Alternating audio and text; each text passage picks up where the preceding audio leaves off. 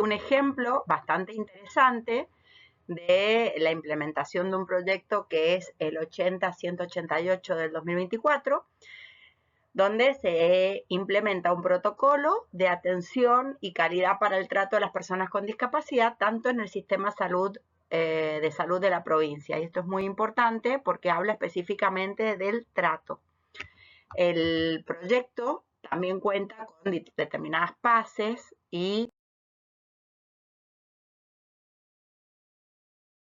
donde explica en parte qué es un protocolo, ¿no?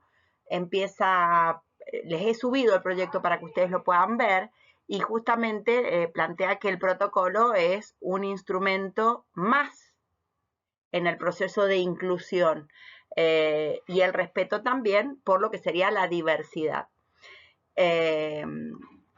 A partir de ello, podemos hablar cuál es la estrategia metodológica. Todo protocolo tiene una estrategia metodológica en la recolección de información para poder llevar a cabo ese protocolo. No podemos hacer una copia de otro protocolo, sino tener como referencia otro protocolo.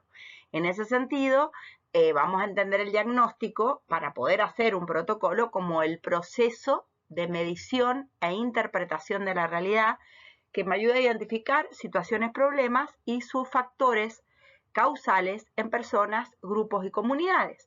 Entonces, para poder tener información y recabar para este protocolo, se seleccionó una estrategia metodológica cuantitativa y cualitativa.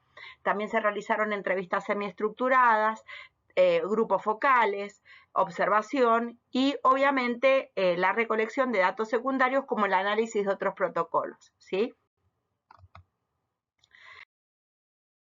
En este sentido, antes de seguir, lo que tenemos que plantear es qué es una persona con discapacidad y obviamente incluye las que tengan, según lo que dice la Convención, deficiencias físicas, mentales, intelectuales, sensoriales a largo plazo, que al interactuar, fíjense lo importante, con diversas barreras, y acá ya empezamos a tener la noción de barreras, pueden impedir su participación plena y efectiva en la sociedad en igualdad de condiciones que absolutamente todas las demás personas. Entonces, el acento lo pone en las barreras y eso es muy importante. ¿Sí?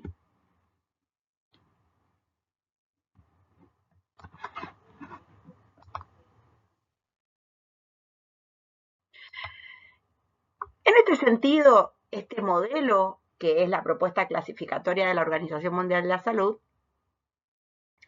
analiza las deficiencias como problemas de funciones y estructuras, obviamente actividades, y habla de la participación del individuo en la comunidad. Entonces acá, cuando hablamos de participación, hay mayores o menores grados de participación y aspectos obviamente del funcionamiento personal de las personas con discapacidad que tiene que ver también, por ejemplo, con situaciones, crisis, cómo se ha ido deconstruyendo a nivel familiar la temática de la discapacidad, macroviolencias, etc.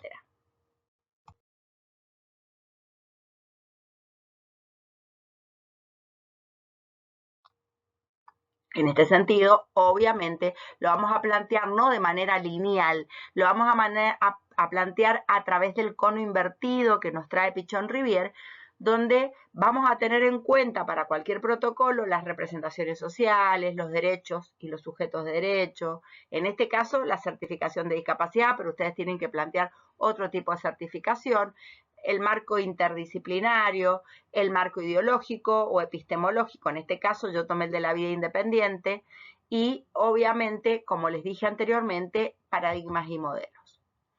En este sentido, este proyecto de ley que presenté en el Senado tiene algo que es bastante interesante, que es establecer ese protocolo para la atención de las personas con discapacidad, ¿no? Y en este sentido, siempre desde una mirada de los derechos humanos, porque no podemos ni sobrelegislar o no dejar vacíos legales tampoco. Es como complejo. Entonces, todo protocolo pretende ser una herramienta normativa, y fíjense la palabra normativa, a fin de obtener una mejora. Digamos, el objetivo siempre es mejorar procesos actuales de funcionamiento, es decir, obtener una mejora en la calidad de esos procesos de atención, de intervención, etcétera, o de abordaje, ¿sí? Acuérdense, de mejora en la calidad de los procesos de atención, de intervención y de abordaje.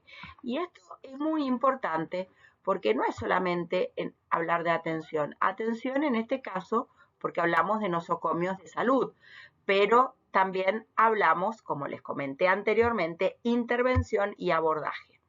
Y las admisiones que cotidianamente se manifiestan en el sistema, en este caso de salud de la provincia, teniendo en cuenta la cantidad de personas con discapacidad y lo que plantea la Organización Mundial de la Salud. En este caso plantea que entre el 15 y el 20% de la población es una persona con discapacidad.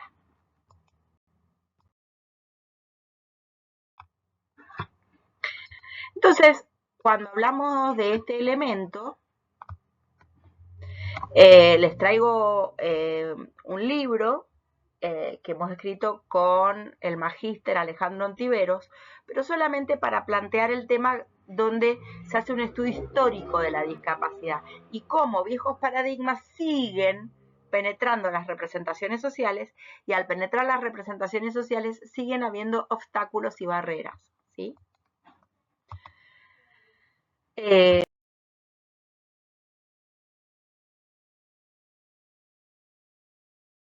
Por ello, vamos a hablar de algunos elementos. ¿Por qué? Porque tenemos que distinguir qué mecanismos, qué estrategias y actividades se desarrollan para la implementación de un protocolo o la implementación de una política pública. Entonces, ¿qué mecanismos? ¿Sí? Estrategias, muy importantes, y actividades que se desarrollan en la implementación. Y por otro lado, preguntarnos si los mismos cumplen o cumplieron con el fortalecimiento de los derechos de las personas con discapacidad y por otro lado la deconstrucción de las representaciones sociales que existen en este caso en todas las instituciones que vamos a estudiar o analizar.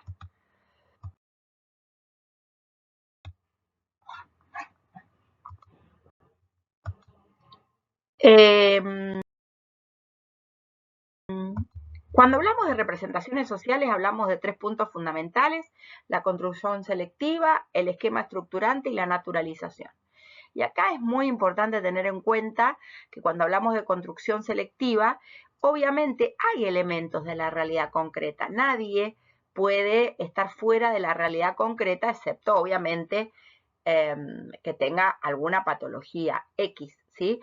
Pero se selecciona elementos de la realidad en función de criterios culturales y criterios normativos. Y esto es muy importante porque acá la cultura atraviesa esa construcción selectiva. Cuando hablamos de esquema estructurante, obviamente se va a organizar internamente, ¿para qué? Para conformar una imagen. ¿Una imagen de qué? De un objeto representado de manera coherente, pero también tiene que ser de fácil expresión, de fácil comunicación. Yo te tengo que decir, esto es un foco y vos vas a poder imaginarte de lo que estoy hablando, ¿sí? Y por otro lado, la naturalización, que ahí es donde está el problema. Cuando naturalizamos la exclusión o naturalizamos la discriminación o naturalizamos y utilizamos estos procesos de naturalización o, como diría Foucault, también de normalización para entender, digamos, que hay personas como que son de primera categoría y otras de otras categorías. Cuando hablamos de estéticamente superior, éticamente superior e intelectualmente superior, estamos hablando de lo que hay en las representaciones sociales con respecto a temas como las razas arias.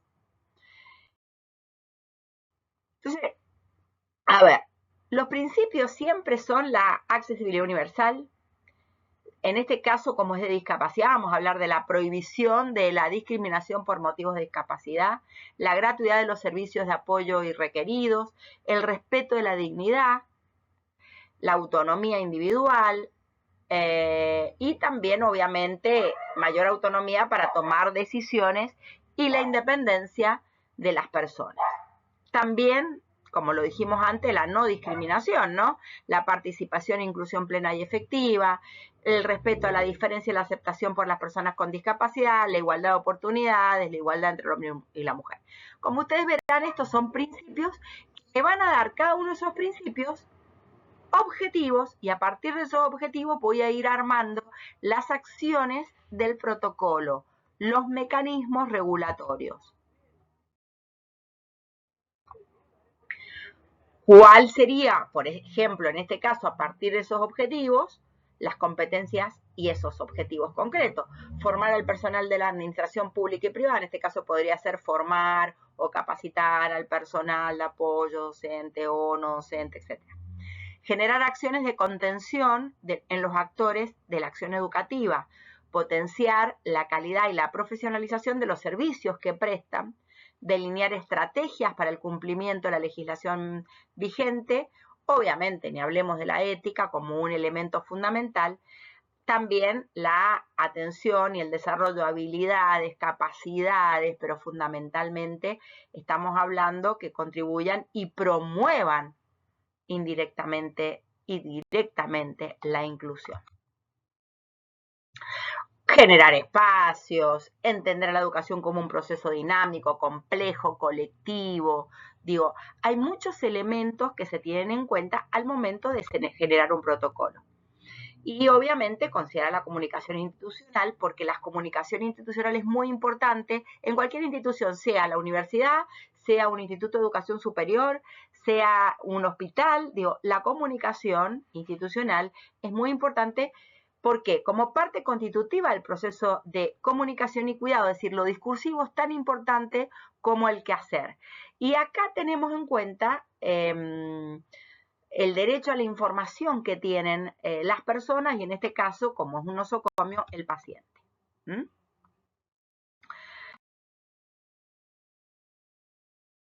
Obviamente, Ferreira, Bourdieu traen algunos elementos muy importantes, más tomando en cuenta el paradigma rehabilitador que habla del concepto de normal y anormal y que plantea esto en división de cuerpos normales y cuerpos anormales, que es lo que nosotros tratamos de combatir a partir de la toma de conciencia y los procesos de sensibilización en relación a lo que es la discapacidad y lo que siente, lo que piensa muchas veces el Estado en relación a las personas con discapacidad.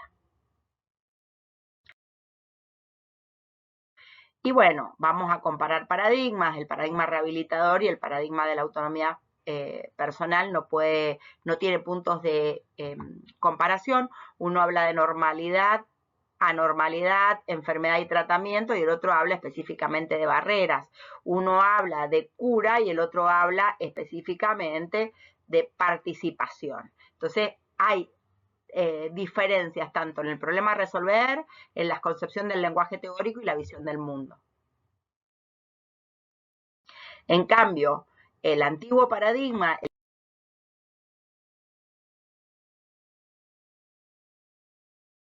el que funcionó hasta hace muy poco tiempo, que es la CIDIM, habla de deficiencias, discapacidades y minusvalías, entonces la evaluación era netamente médica.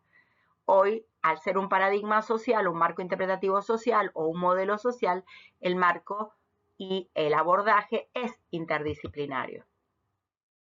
¿Sí? En cambio, la CIF habla de una función o una estructura, por eso hablamos de diversidad funcional, una actividad, una limitación de esa actividad y la participación o restricción en la participación. Obviamente los factores contextuales, ambientales, personales son muy importantes en este marco interpretativo. ¿Sí? De esta perspectiva, entonces nos vamos a empezar a cuestionar si este cambio de modelo favoreció o no el cumplimiento de los derechos de las personas con discapacidad. Y en parte sí, pero la mayor cantidad de obstáculos o barreras son fundamentalmente las representaciones sociales. Cuando en las carreras, por ejemplo, de arquitectura e ingeniería, no tenemos una materia que sea inclusión edilicia, etcétera, o disminución de las barreras edilicias para el acceso a, indudablemente nos falta muchísimo todavía. Acá les traigo todas las leyes de discapacidad como para que ustedes las vayan teniendo. Es muy importante porque, bueno, tiene que ver con uno de los temas que ustedes ya vieron en el video de esto que habíamos planteado, porque, bueno, es muy importante esta certificación de discapacidad, cómo se da, cómo se hace. Y obviamente les vuelvo a traer el video porque es muy importante para poder cerrar.